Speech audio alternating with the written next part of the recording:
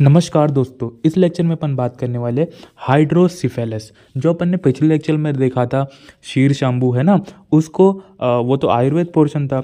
इस लेक्चर में अपन उसका modern aspect that is hydrocephalus जो कंडीशन होती है उसको अपन यहाँ पर कवर करने वाले। It refers to enlargement of head as a result of abnormal accommodation of CSF in intracranial space. मतलब कि ये क्या है, ये हो क्यों रहा है बेसिकली। यहाँ पर जो हेड है वहाँ पर इनलार्जमेंट हो रहा है, हेड का साइज बढ़ रहा है बिकॉज ऑफ, क्योंकि वहाँ पर CSF जो है वो इंट्राक्रेनियल स्पेस में एकोमोडेट हो रहा है ना। CSF की मात्रा बढ़ रही है जो कि इंट्राक्रेनियल स्पेस में एकोमोडेट हो रहा है, उसके कारण जो है हेड का इनलार्जमेंट हो रहा है। इनफैक्ट में जनरली 20 ml रहता है और एडल्ट में 130 से 150 ml CSF का अमाउंट है।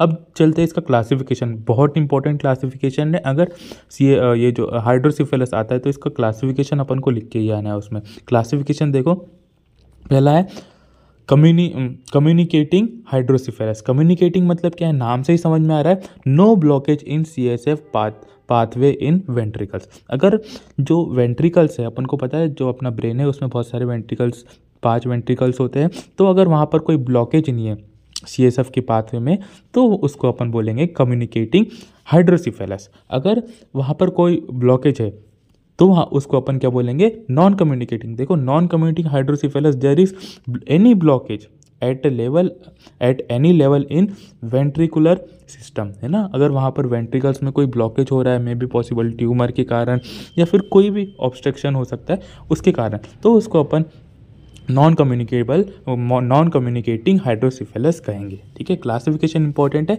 Communicating hydrocephalus and non communicating hydrocephalus.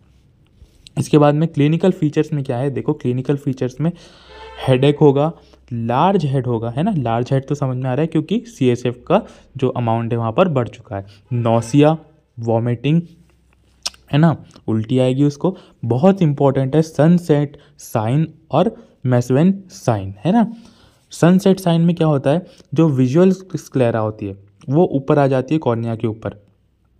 तो मतलब कि ऐसा लगेगा कि जो बच्चा है वो ऐसा सोते हुए, जो उसकी जो आईलिड्स है वो ऊपर आ जाएगी और जो उसका जो अपर वाला जो पार्ट है वो नीचे आने लगेगा, तो उसको क्या कहेंगे, सनसेट साइन, पॉजिटिव मिलेगा इसमें। और मैसवेन साइन भी पॉजिटिव मिलेगा जब उसका जो स्कल है वहाँ पर जो फॉन्टानेल्स है उसके जो जंक्शन को जब अपन टैप करेंगे तो वहाँ पर क्रैक पॉट साउंड अपन को सुनाई देगी, है ना। क्रैक पॉट साउंड ऐसी पॉट साउंड करके ऐसी सुनाई देगी, मैसवेन साइन जिसको अपन बोलते हैं।